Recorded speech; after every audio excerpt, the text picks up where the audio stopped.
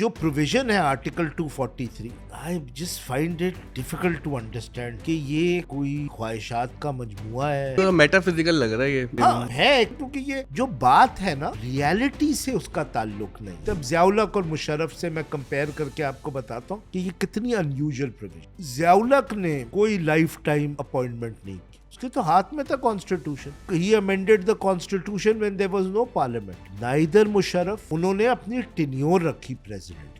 उनकी जो टेन्योर थी वो रिन्यू होती थी, खुद ही करते थे लेकिन करते थे। उसकी रीजन ये है कि कौन जीता है तेरे जुल्फ के सर होने तक। कॉन्स्टिट्यूशन में किसी की भी लाइफ टाइम अपॉइंटमेंट नहीं है भाई, अवाम की भी लाइफ टाइम अपॉइंटमेंट नहीं है, उनको भी हर 5 साल बाद जाना पड़ता है। आप उसको यूनिफॉर्म में रख रहे हैं, he will be in uniform for life. मेरे ख्याल में तो बड़ी बोरिंग चीज है, मैं तो रिटायर होना चाहता हूँ।